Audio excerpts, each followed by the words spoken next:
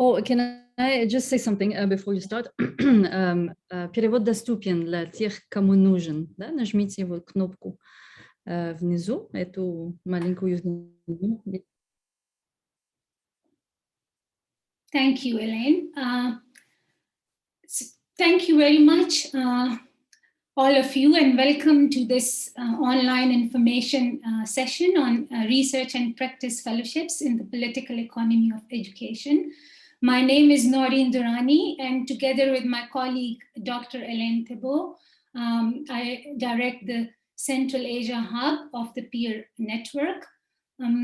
At the start of the presentation, I would like to know that we will be recording this session so that it will go in on our website for all those prospective applicants who couldn't join us today.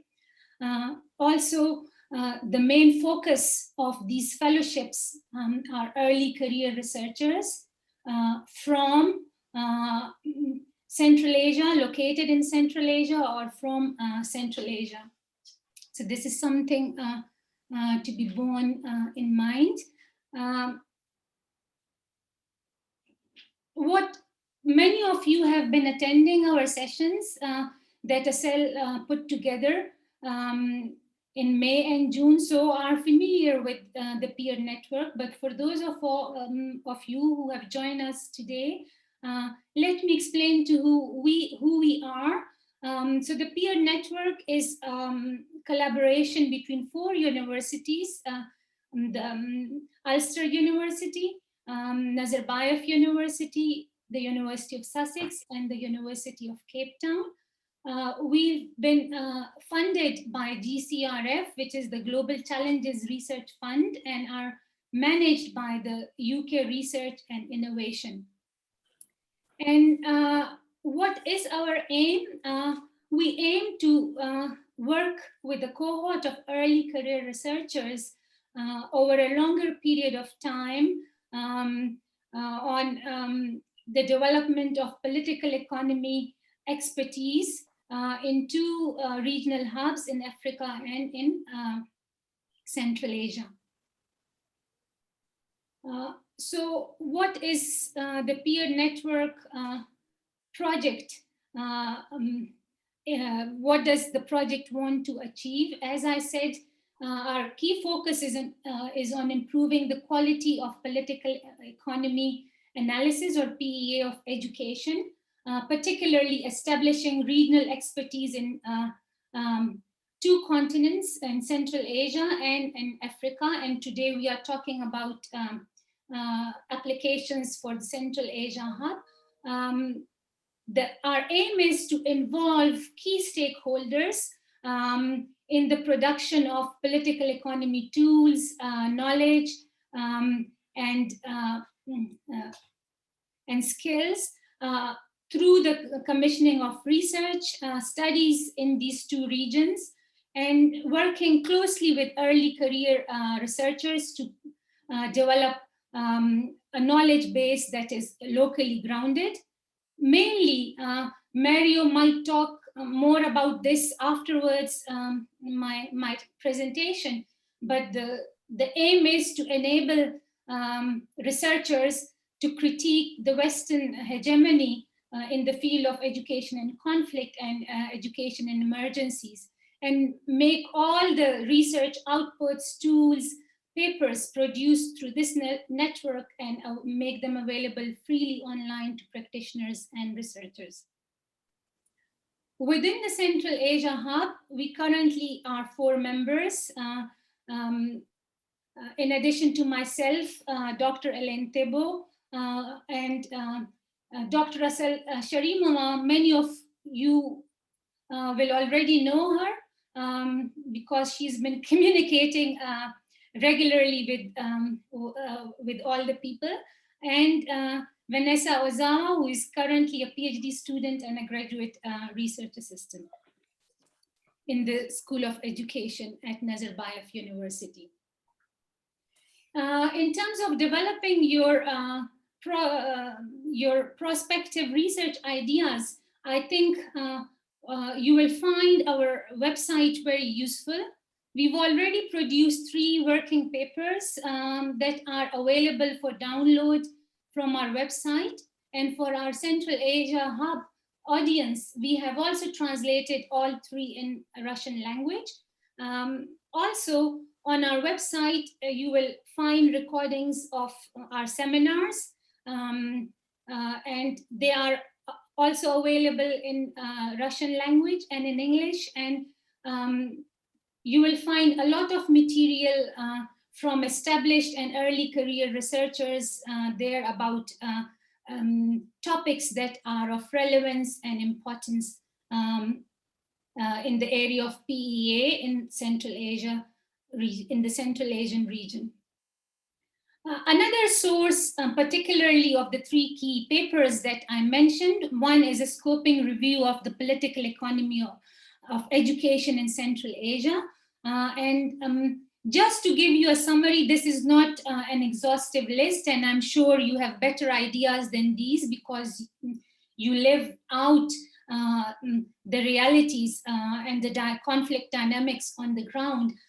But some topics that stood out was that within Central Asian region, all countries have undergone reforms, for example, in curriculum development and learning materials, the preparation, recruitment, and governance of teachers, educational financing, assessment reforms, competency-based curriculum, so on and so forth. But little knowledge exists on the implications of those reforms for disadvantaged groups. So this would be a productive area to research in order to help policymakers in identifying the groups that have made the least of these reforms. Also, large data sets, particularly in Russian language, may already exist, which can be rigorously analyzed to look at the intersecting markers of disadvantage, because we do know that while on the whole, education systems are doing better on a range of educational indicators, but there is widening educational inequality based on a range of markers of identities. I talked about curriculum and revision to textbooks, and of course, as new nations, these countries are actively involved in nation building projects, including education. And the important and pertinent issue is what approaches to nation building and citizenship education are used, and to what extent those approaches are inclusive of the ethnic, religious diversity existing in the countries. And what are then the gender inflections of citizenship education, and what does it mean for gender identities, peace, and conflict? Again, these are multilingual countries. Countries are experimenting with multilingual education, multicultural education, and these would be useful areas to explore. We see patterns of migration both across Central Asian countries and within each Central Asian country, and this would be another useful area to explore. Now, with the situation of Afghanistan and the crisis that is unfolding, and Afghanistan being a neighbor of 2 Central Asian countries, Tajikistan and Uzbekistan, the education of Afghan refugees in these 2 countries would also be very important to look at. Another topic potential could be the ongoing impact of COVID-19 on education equity and quality in the region, and giving the Soviet legacies of hegemony of knowledge and education, and now that countries are borrowing from the West in terms of education policy developments. Another productive area would be exploring epistemic justice or injustice at different levels. So as I said, these fellowships are targeted at early career researchers, and we are looking for expression of interest from people who are willing to participate in 2 workshops. We will not be giving another call in the interest of sustainability and capacity development. Our aim is to work with the same cohort of researchers over a longer period of time. So we will have our first workshop in the week beginning the 22nd of November. And I'll talk a bit about a bit more about that workshop. And the second one will follow on from that, and tentatively in February or March next year. Overall, we intend to select 16 candidates for these fellowships, and we are aiming to hold these workshops online, but it really depends on the pandemic situation.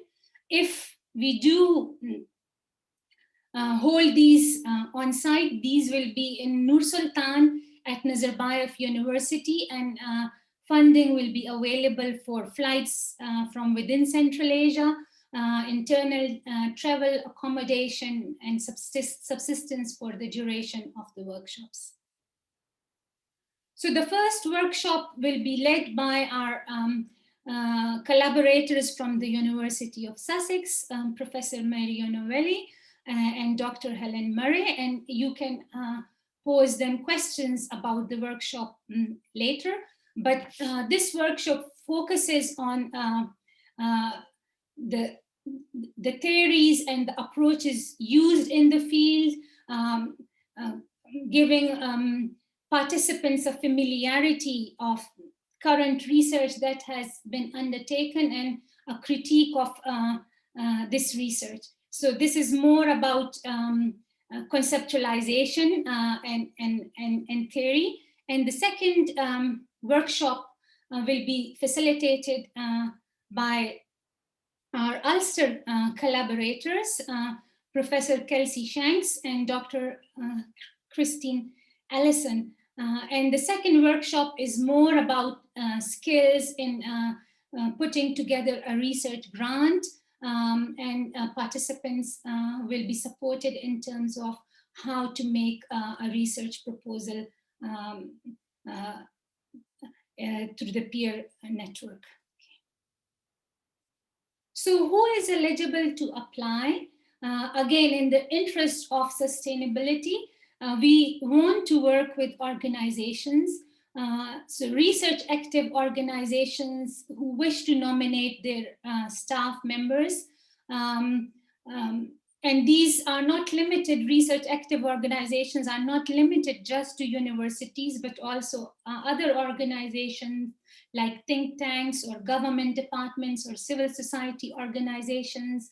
Non-governmental organizations can also participate by nominating eligible staff members.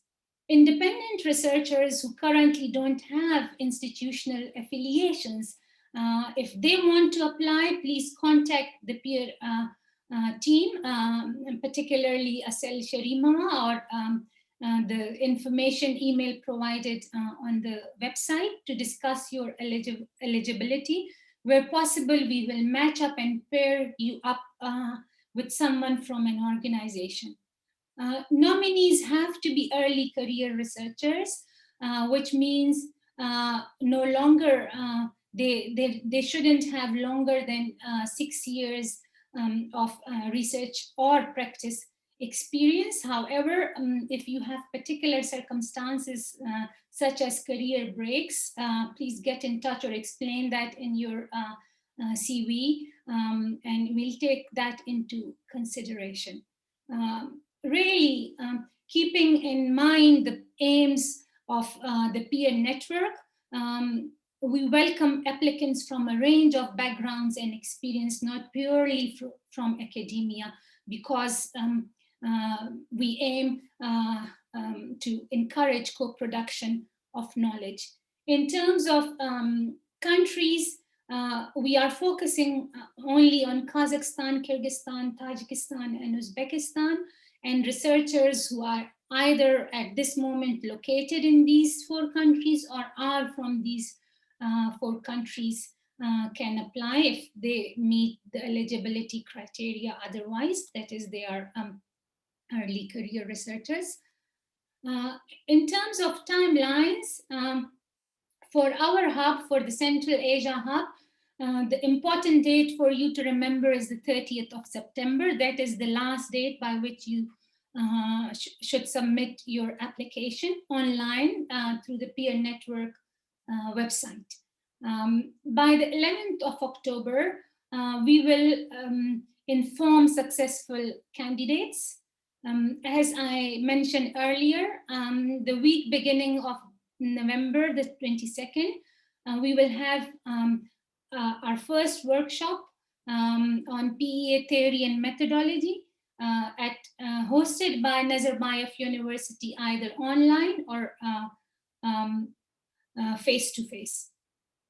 Then by the 8th of December, applicants would be required to submit a short abstract for potential project ideas, and they would receive feedback on it. We will then have a half-day online session with candidates in January, and hopefully we will be having our second workshop date still to be agreed upon in February next year, 2022.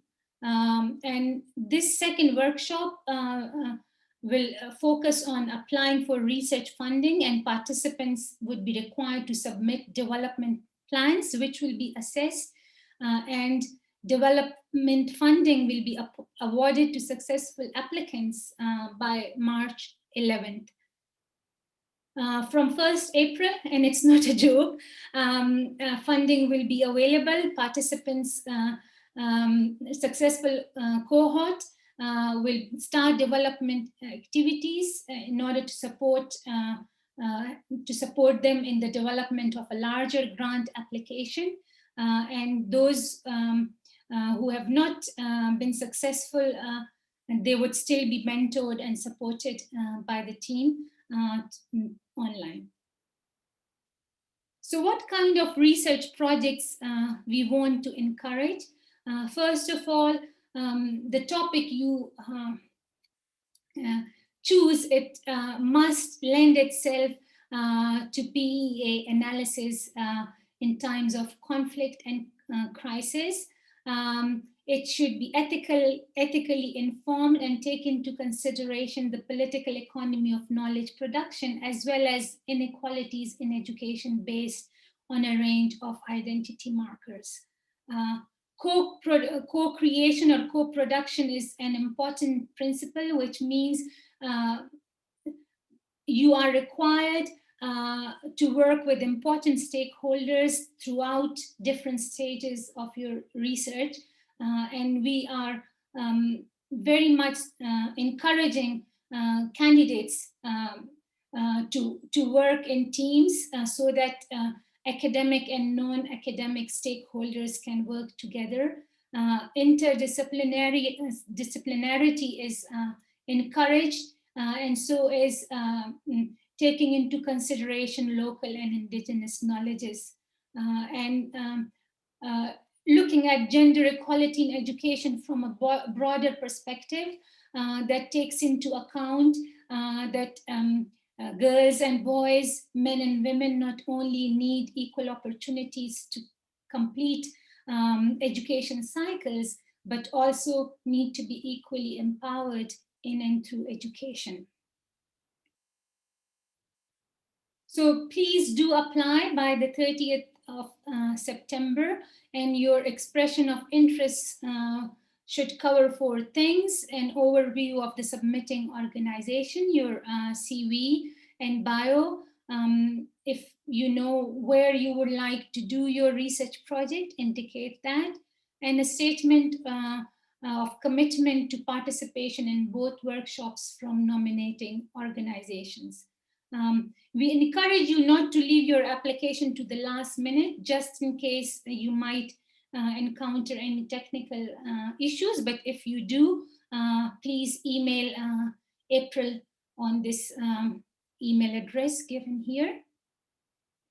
I take this opportunity to say ASEL has put together another fantastic series of research seminars.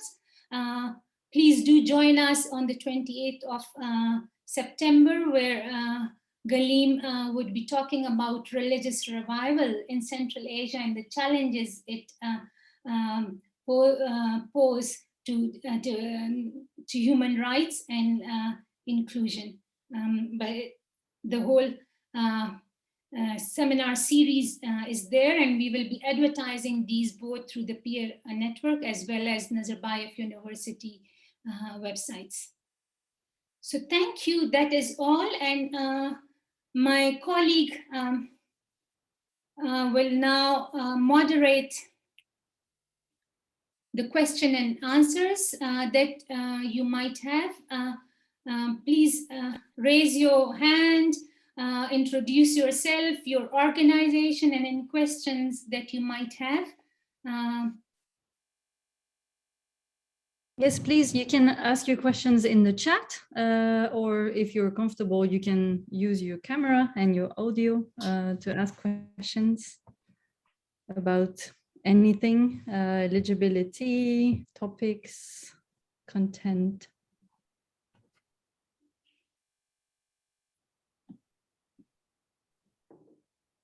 There's something in the chat. Let's see what's there. Oh, it's me. Okay. I just wrote that translation was available for the newcomers. So while people are maybe putting their thoughts together, it's good time to talk to Mario and Kelsey. They might give us something about the two workshops, yeah?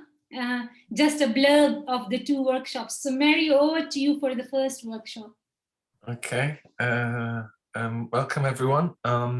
Yeah, I just want to maybe reinforce some of the things that Noreen has already said, that you know, the rationale of the project really is that the field of education and conflict and discussions around the relationship between education, conflict, social cohesion has been a topic that has really mushroomed over the last 2 decades. There is a lot of interest in this area. There is a lot of research funding. There is a lot of consultancy work, but it's been overwhelmingly dominated by certain research centers located in the US, in the UK, Australia. And, you know, there's a real need to develop local researchers in the different regions that are affected by these, not just because on issues of equity, although those things are important, but also recognition that, you know, it's really the knowledge that locals possess of their own conditions, their own history, their own culture, their own societies, is really necessary to develop education policies that fit with the context. And, you know, increasingly there has been a recognition that education policy is not just about technical beauty. There are no magic bullets, and it's important to understand the relationship between education policies and reforms and the societies within which those education reforms take place. So I think the objectives of our work is to build connections, to build a new cohort of researchers that can work in this field, develop this field, and flourish, hopefully, in their careers.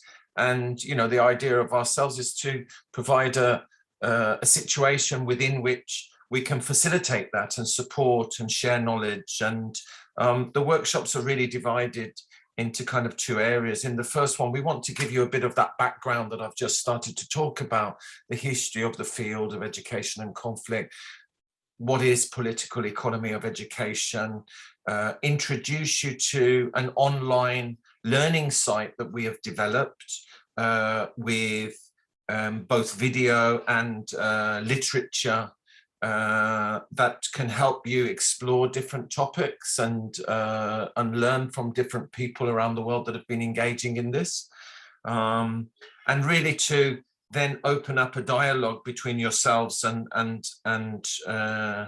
the leaders of the workshops to try to think through what are the issues in your context, what are the different thematic areas.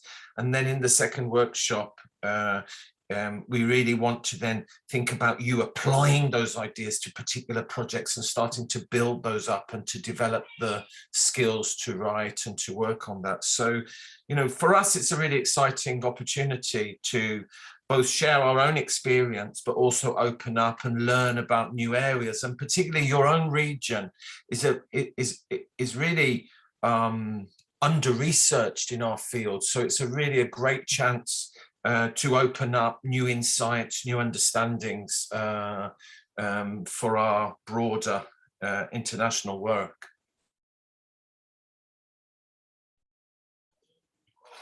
Thanks, Mario.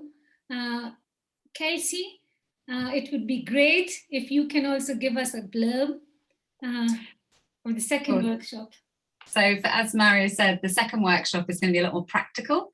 After you've gone through with Helen and Mario the theory and the history of sort of what we want to look at, the thematics, the second workshop, hopefully you'll come already armed with an idea of how that applies to your context. And we'll take you through step by step on how to apply the theoretical frameworks and develop that into a large scale sort of research proposal, breaking it down into different work packages. And we'll have designated sessions in each of the days where you'll actually be able to work on that proposal rather than just think about it. So hopefully at the end of the second workshop, you'll come out with a large scale proposal, but also a smaller proposal for pilot money, which may be a pilot study, or it may be a workshop to help develop your networks around this.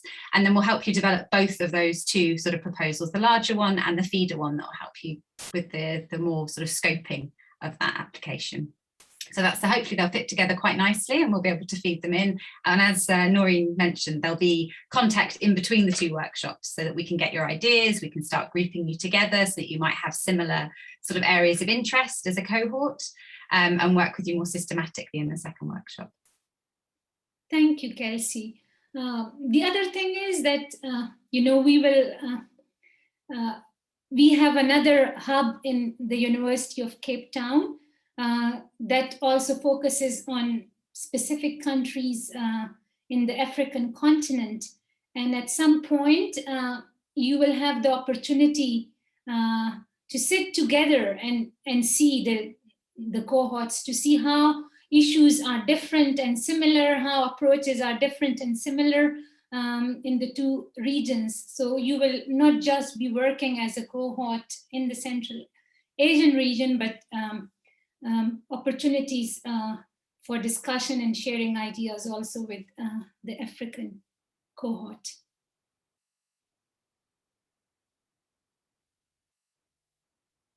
Have we? I don't see any questions. Excuse me, I have a question. Yes, Yeah, please. can I please? Yeah. Hello, my name is Saulia, Kazgi University. Thank you very much for the presentation and generally for letting us know about the project and this opportunity. My question is the following. I have the project already written, a project proposal with my co-authors. I just wonder whether this, the idea of this project is in line with the topic of your project. So so firstly, we are economists, both with the specialism in economics of education.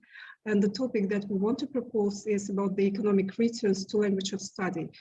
Using the administrative data set, we found out that the returns to education, the average wages of the university graduates who studied in Kazakh language in Kazakhstan are lower, always statistically significantly lower than those who studied in Russian.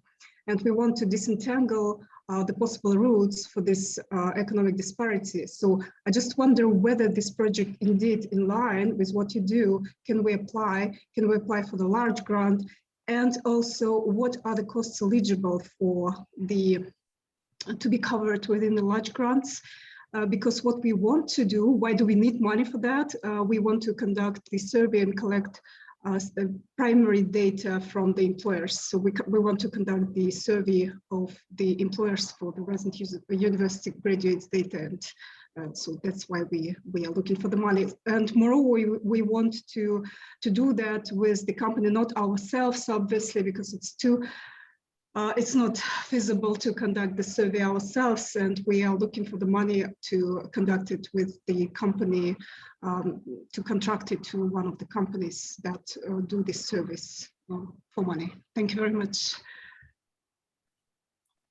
Thank you, Sole.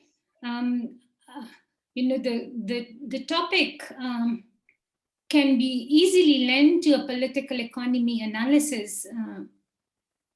And hopefully by the participation in the 2 workshops would help you frame it in a way that can be seen, you know, that can make your project fall into quite explicitly in PEA. I will give the floor to Kelsey in a minute to say something about the costs of the larger grant and what it will cover. However, you know, as we said earlier, that the kind of projects, what kind of projects we want to encourage. And one of the principles is the co-creation or the co-production of knowledge. And right now, like, we are not judging you. It's at this point, it's not important. We don't ask you to write a research proposal as part of the application process. That will come later after the second workshop. But you know, we are encouraging projects that will take stakeholders and make them part of the research application and how you conduct research. It would be important that you do it in collaboration with the important stakeholders that are relevant for your research. And in that respect, I'm not sure why you can't do this survey yourself and why you need to hire a third party to do the survey for you. But as I said, you know, at this point, it's the basic, it's your motivation rather than the proposal. And hopefully the 2 workshops will support all applicants in ways that will give you a good standing, a good opportunity to write a proposal that is fundable. But at this point, we are not asking for a fully written research proposals. Over to you, Kelsey. Yeah, just a few comments on the large grants and small grant applications. So as a project, we have the fellowship opportunity, which has attached to it pilot funding. So small grants, just for, as I was saying, sort of pilot research or developing your network. The large grant application, we are seeking funding to be able to help with, but we haven't had that guaranteed, and it won't be huge amounts of money either if we can increase our funding. But what we would like to do is introduce you to a range of funders that are usually quite inaccessible for anyone outside of either the UK or the US, and take you through some of the terminology in their application processes, some of the things that block researchers constantly from getting funded because they're set out in a certain way, they expect certain language, and trying to sort of understand how best to put together that large scale application for different funders. So we'll have invited speakers from eCubed, which is a large funding body that looks specifically at education in emergency and conflict, and they'll talk you through their applications. We'll look at UKRI, who we're funded by, and their application processes to enable you to apply to them for the large grant. So it's really kind of like a mentoring to get through that process. And like I said, we're hoping to increase our pots of money, but we can't guarantee that. At the moment, we have a guaranteed small pilot funding for fellows, and then help you with a larger grant to elsewhere with the hope that we can increase ours. I hope that makes sense. Yeah, could I just add that I think that with the fellowship, we're really trying to invest in individuals that are linked to institutions and really put our efforts into that in this year. which we then hope would lead for you to be able to get projects, and hopefully we also will have some funding. But it's just a slightly different focus, that we're really thinking about investing in you as individuals and giving you support and the skills to try to develop, rather than focusing on the specific projects. Although of course we're interested in the topics that you will do research in and supporting that process, but in a sense that's not our primary objective. There is a similar question. Ellen, do you want to read it out from the chat? Yep, sure. So Agirim Musa Balinova is asking about the relevance of the topic that she describes. So it's about the loss of thousands of kindergartens as a result of post-Soviet economic and political crisis. How this number, the number of kindergartens has been returned or restored. So post-Soviet restoration of the spiritual or religious aspects in the educational program as part of a nationalization policy in Kazakhstan that could potentially result in inter-ethnic conflicts. I assume you mentioned that the emphasis on Kazakh identity. Perhaps. Thank you, Helen. Yes, thank you, Helen. Yes, my name is Agirim. It's a two topic, and yes, it's about ethnic conflict that can't now appear from what Saulia said between Russian and Kazakh in particular. For example, as far as I know, 85% of alumni of the school this year was in Kazakh. So there's 15% of Russian only. So there is now disparity. Also, my question is about individual and the teamwork. For example, when you say about eligibility, if it's, for example, if it's, I can be eligible, but my team or the institution who I would like to work with, if they exist like for a number of years, so if it's NGO, how does it relate to their eligibility? If I work with someone else. This is my question. Thanks. So I think on the issue of whether or not the topic will lend itself to PEA, I would refer back to what Mario said. In itself, it would be a good topic to explore, but right now we are not really looking for proposals from prospective. That is part of the learning process. To be from the experience of working with these cohorts, hopefully, potentially, you will develop your research proposal. And your second question was about NGOs. So if you are currently working in an NGO, you can join, you are eligible to apply. But if I guessed correctly, it's about the formation of the larger team for the bigger grant. Was that the question?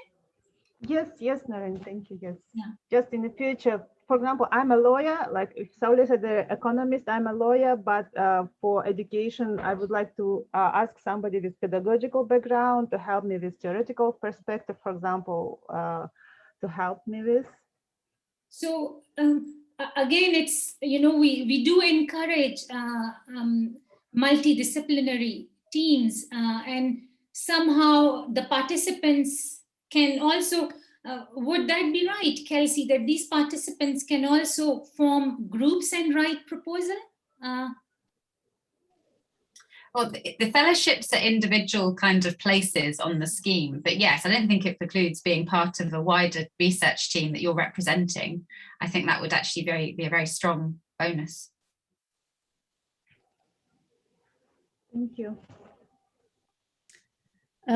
We have another question in the chat. Albina, should I read your question, or maybe you want to ask it yourself? Is she still with us?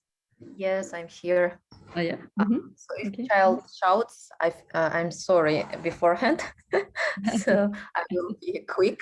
I mean, this topic of political economy of education, I just heard for the first time this spring, when I took education conflict fragility module at my UCL MA. So I was happy to see Mario. Thanks for your lectures. So, but they were recorded, yeah, as far as I know. So good to see you in person today. And for me, it was very, like something new, broad. I didn't understand like specifics because we had only one lecture throughout this big model. And I remember when I had to write essay, we needed to choose conflict setting. And I'm from Kazakhstan. I want to do research here. So I was puzzled, like conflict, what should I choose? And I took interethnic clashes, which is happening between a major Kazakh population, which is growing, and small minorities, ethnic minorities. So I looked at educational inequalities framework, so etc. Now I'm sitting and thinking, like with other girls also, fellows, what can be, another topic of interest? What is like political economy of education, to be honest? So I just thought maybe people could, as scholars who are more mature, just to tell us, advise, maybe there are some broad areas you can look, which are emerging in this region, like, I don't know, maybe with, for example, returnees from Syria or something happening. Because in Kyrgyzstan, I know there could be information about clashes between Uzbek population, Kyrgyz in Osh, which I heard from my friends, but Kazakhstan, like what could I focus on? But I heard from Noreen that we don't need to be so worried at the moment about, particular topic because we are learning. So I think I'm fine with my question. I just wanted to share my experience and worries. So thank you. Thank you, Albina. It would be good for you. Did you have a chance to read our scoping review? Which one? Sorry. The scoping review that the Central Asia Hub produced. No. I would encourage you to read that review and see where the gaps are. But you don't necessarily need to study inter-ethnic violent clashes. Yeah? I would suggest look at, not only for this fellowship, but in your future research, have a broader understanding of conflict and violence. So for example, if you are interested, you might want to look at how history is taught. History curriculum is developed or taught in Kazakhstan or in another country, and in what ways that might foster particular attitudes, particular identities that in the long run can be conducive to conflict and violence, and gender or gender identities, masculinities, these would be central. So I would suggest have a broader understanding, but do have a look. You can download it both in English and Russian from the Peer Network website, and it lists particular areas where we found the gap. In general, as Mario said, the Central Asian countries are very young, and for that reason, educational research in general, there is a shortage, but particularly research that utilizes political lens, that is very limited. It's largely in the broader social sciences. You find more literature than in the field of education. Yes, Zulfia, please. Zulfia, I see your hand raised. Yes, hello. I have a question about eligibility criteria, and I don't think I'm an early researcher, but would be very interested to be part of the project, hopefully. Yeah.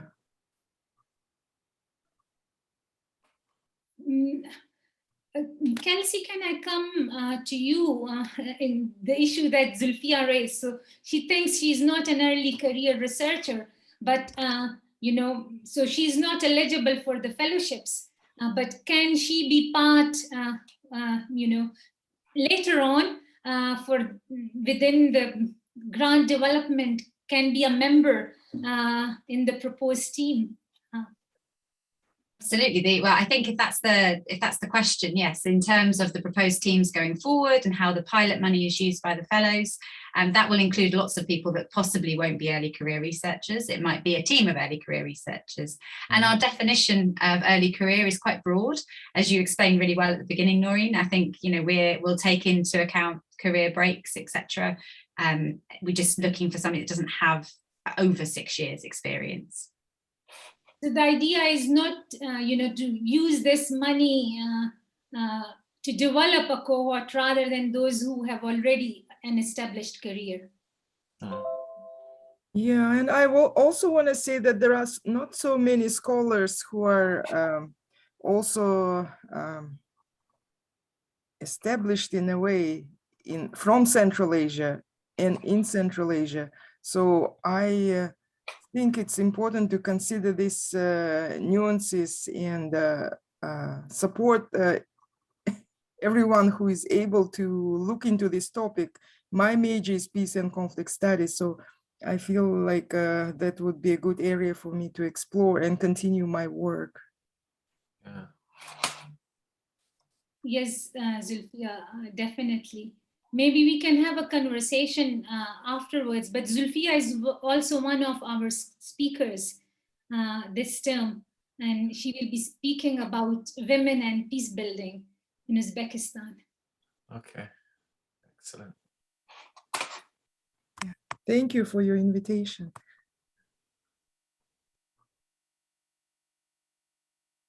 Do we have any more comments in the chat? No, not so far. Oh, Albina writes. Yeah, I also wanted to jump in for just 2 seconds. I worked in development for a long time. My last project was around PVE in Kazakhstan, Central Asia. So I was thinking, can we focus on intersection of development projects, education and conflict, like mapping exercise, you know, like what development projects we're doing in this field and how it affected, because it might sound a very long project. And does it look like interdisciplinary one? Because I might be not so informed. Thank you. Did you say PVE, prevention of violent extremism? Yeah, Okay. I coordinated a big research online, offline on Central Asia.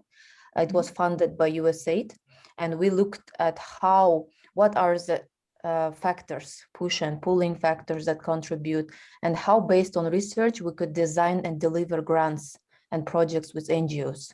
So we could prevent violent extremism, you know, happening here. Yeah. But I was development person, non-academic. So for me, it's something new now. Yeah. I mean, I think that our conceptualization of education is broad, both in terms of the stage of education. It already raised kindergartens, from kindergarten to university, but also recognizing that education takes place in informal settings, in civil society organizations, in a range of spaces. So, you know, as long as there is an aspect of education and learning inside that, I think that, you know, those areas are absolutely central. And, you know, one of the things that we also are very interested in is a lot of the research on the field of education and conflict starts and ends inside the target countries and doesn't look at the relationships between the international. So we're very interested also in exploring those relationships between USAID and DFID and the World Bank and the IMF, and how their conceptualizations of problems, of solutions, are also framed by geopolitical reasons and those particularities. And so we're very interested in those relationships as well as the particular policies inside particular countries. Oh, that's so helpful. Thank you. Thanks, Mario. And I think, Albina, in the case of prevention of violent extremism, there is, I think Kazakhstan is often cited as an example of rehabilitation deportation, right, of those who joined ISIS. So there's a very huge program with lots of funding from the Kazakhstani government, and it's really about re-education. Yeah, I'm not sure this is the word they use, but this is, I think, a topic that is quite interesting, definitely. Yeah, thank you.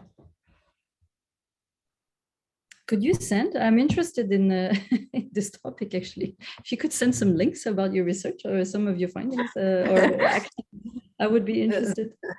The problem is so sensitive and confidential. So that was the problem when I thought I would continue this topic about returnees, rehabilitation. You cannot have access to them.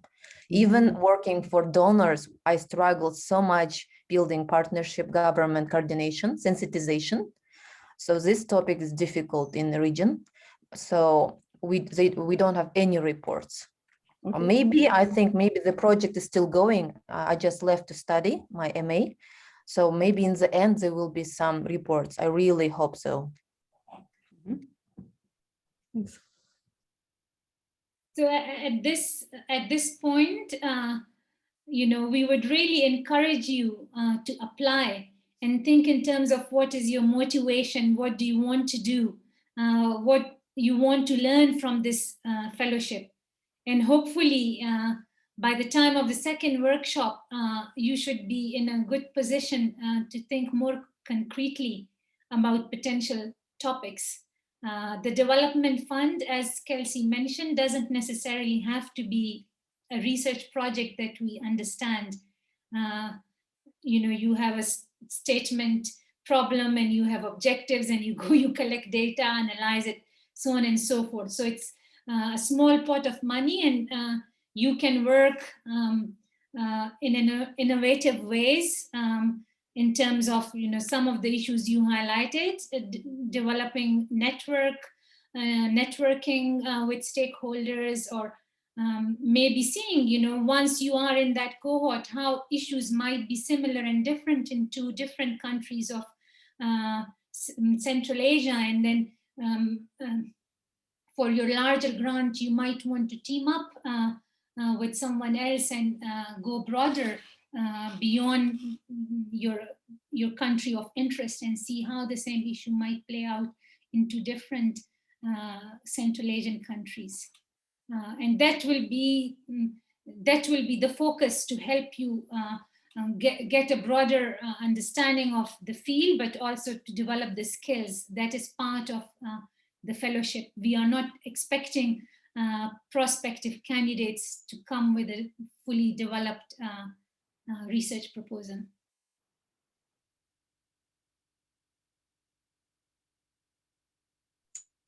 Any other questions, comments? No, I think, yeah. Okay. Think, if there are no, yeah. Okay. So. Just thank you. Okay, thank you, Mergul, for attending. Okay. So if there are no further questions, thanks once again our international collaborators, as well as our audience, and I hope we have given you enough information on the basis of which I hope you will decide positively to apply. Or if you know other people who you think would be interested, please pass the information on. If you have any further question in relation to your application, feel free to address those questions either to Asel or to me or Elaine. One of us will get back to you. And this recording will also be available on the Peer Network website.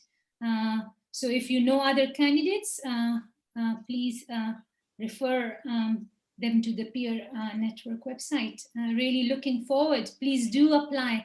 Seems like you have very interesting topics that you want to explore. Thank you very much. Thank you. Enjoy the rest of your day. Thank you very much. Farah asks, Asel, do you have a quick link? Oh, somebody is joining now as well. Should I admit this person or not? Yeah, maybe for the link. Yeah. For the recording, I think.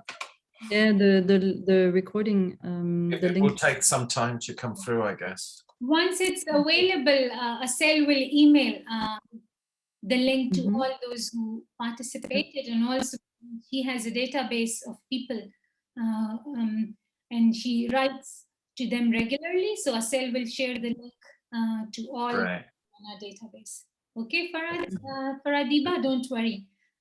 Yeah, actually, you know, the problem is that I'm working today, so I was in class, and I really wanted, like, you know, I was very, very interested, and that's why, like, you know, I wanted to attend this training or workshop, but somehow, like, you know, I missed it. So I really want to, like, you know, to hear the recording.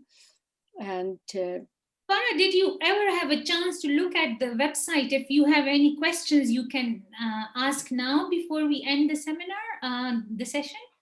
No, actually, no. I just, like, you know, yesterday I found out about this, and I thought that I should, like, you know, attend it. And I was really looking forward to it, but, you know, I couldn't leave the class, so I couldn't manage to attend it. But I will definitely, like, you know, look into it now and hear the recording as well. And, like, you know, if there's anything, like, then I think I can email you. So hopefully, you know, once the recording is ready and it's posted on the website, Asel will email everyone who has attended today's seminar as well as previous seminars. But you can also, Asel, if you don't mind, you can give her a link to the peer website, and all this information is also available on the peer website. Yeah, I just posted it in the chat. That's great. Okay, thank you very much. Yeah, just found out. Yeah, thank you very much. Thank you. And Shoirahon, you also just join. If you have any questions, email, or you can consult the link. Thank you very much, especially Kelsey and Mario and all the participants. Hopefully, you know, we look forward to reading your applications. Yeah. Enjoy the rest of your day. Bye. Thank you. Bye. Thank you. Thank you. Bye. See you tomorrow.